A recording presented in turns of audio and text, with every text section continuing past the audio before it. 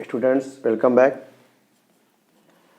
आज मैं आप लोगों को ट्रांसलेशन के तहत कुछ ऐसे वाक्यों का ट्रांसलेशन बताने जा रहा हूँ। यह एक किताब है। इस वाक्य में अंत में आया हुआ शब्द हिंदी वाक्य के अंत में जो है क्रिया है, और यह एक किताब में एक किताब कॉम्प्लीमेंट है और यह सब्जेक्ट है। ऐसे वाक्य जो दूर और पास के लिए प्रयोग किए जाते हैं, यह नज़दीक के लिए और वह दूर के लिए किसी वस्तु को इंगित करता है। एक किताब यहाँ पे कॉम्प्लीमेंट है। जैसे हम अन्य वाक्यों में सब्जेक्ट, ऑब्जेक्ट और वर्ब बोलते हैं, यहाँ पे यह कॉम्प्लीमेंट बोला जाता है। और इसको हटा देने से वाक्य का अर्थ पूरा होता है, अधूरा होता है, और इसको लगा देने से वाक्य का अर्थ पूरा होता है। यह है पूरा वाक्य अर्थ ले दे रहा है, एक किताब लगा देने से वाक्य अपना अर्थ पूरा दे दे रहा है, इसलिए यह पूरक का काम कर रहा है। और पूरक की अंग्रेजी होती है कॉम्प्लीमेंट। अब यहाँ पे कभी कभी एक लग भी सकता है और एक नहीं भी लग सकता है। यदि हिंदी में एक यहाँ पे लगा नहीं है और वाक्य सिंगुलर है और उसमें जो कॉम्प्लीमेंट है सिंगुलर है, तो उसके लिए हम एक के लिए ए अथवा एन का प्रयोग करेंगे। अब इसका ट्रांसलेशन देखिए। यह के लिए अंग्रेजी लगाएंगे दिस, और हिंदी होता है यस, सी, भी। अंग्रेजी को हम बीच में भी लाते हैं और है कि अंग्रेजी होगा इज, और एक किताब का अंग्रेजी होगा अ बुक। जब एप्पल वाला ए अकेले रहे तो उसको अ बोलते हैं। दिस इज अ बुक, यह एक किताब है। इसका यह हिंदी निकल गया और इसकी अंग्रेजी हो गई दिस इज अ बुक। यह नज़दीक के लिए प्रयोग होता है। यह के बिलोंग वह है जो दूर के लिए प्रयोग होता है, वह एक किताब है, और हो जाएगा दैट है कि अंग्रेजी इज बीच में लाएंगे और बुक। अब यहाँ पे आपको ध्यान देना होगा, यह सिंगुलर और इज भी सिंगुलर के लिए आता है और बुक भी सिंगुलर। यह यस यस यस यानी singular subject, singular complement, singular verb, yes yes yes के नियम को फॉलो कर रहा है।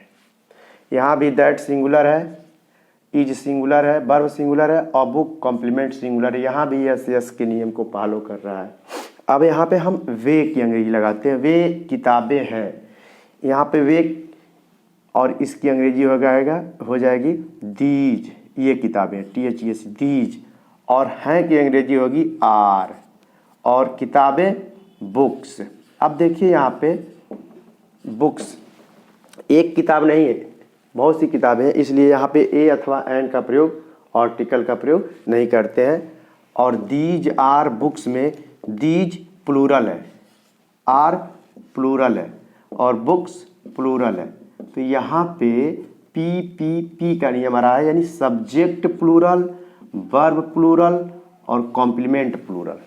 जबकि यहाँ पे यस यस यस का यहाँ पे सब्जेक्ट सिंगुलर, वर्ब सिंगुलर और कॉम्प्लीमेंट सिंगुलर। तो ऐसा होता है साधारणतः कि सब्जेक्ट सिंगुलर रहता है तो वर्ब भी सिंगुलर रहता है और कॉम्प्लीमेंट भी सिंगुलर रहता है, और जब सब्जेक्ट प्लूरल आता है तो वर्ब भी प्लूरल और कॉम्प्लीमेंट भी प्लूरल होता है। अब हम यहाँ पे आपको बताने जा रहे हैं कि ही माने वह भी होता है और सी माने भी वह होता है। यहाँ वह पुरुष के लिए आता है, ही से पुरुष वह, सी से स्त्री वह।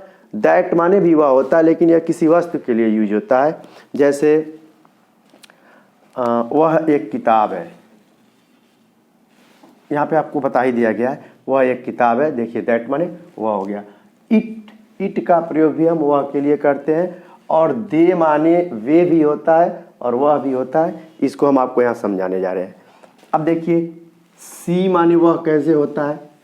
राधा एक लड़की है, और यहाँ पे एक लड़की कॉम्प्लीमेंट है और है वर्ब है और राधा सब्जेक्ट है।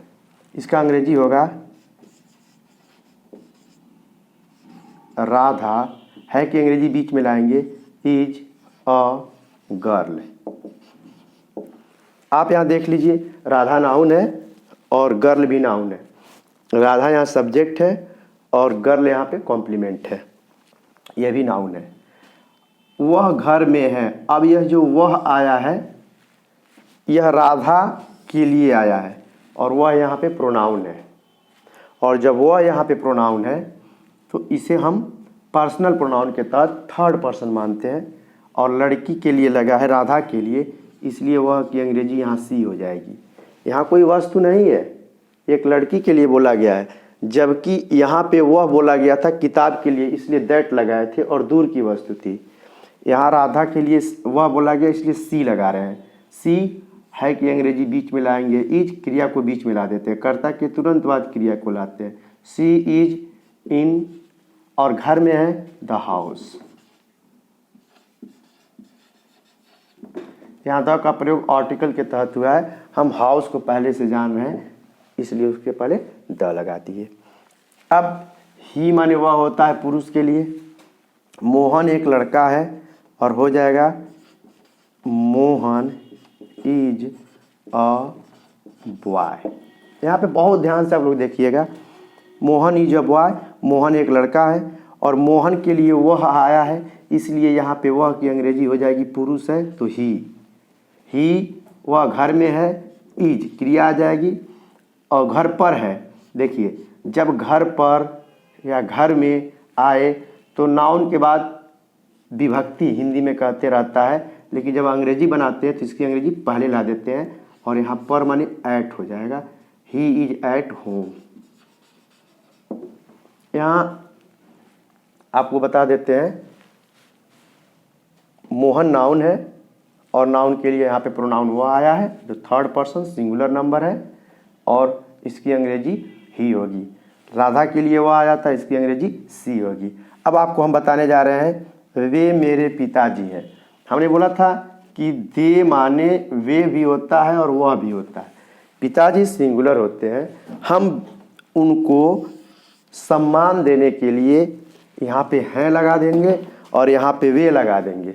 लेकिन आपको बता देते हैं ऐसे वाक्य की अंग्रेजी बनाते समय हम वे के लिए दे का प्रयोग नहीं करेंगे, हम वे के लिए ही का प्रयोग करेंगे, अन्यथा हमारा वाक्य बहुत ही गलत हो जाएगा और मजाक के पात्र बन जाएंगे। तो यहाँ पे ही हो जाएगा, ही और है की अंग्रेजी है यहाँ पे है, लेकिन इसकी अंग्रेजी हम इज लगाएंगे, ही इज माई फादर। देखिए हम हिंदी में बोलेंगे वे मेरे पिताजी हैं और अंग्रेजी में बोलेंगे ही इज माई फादर।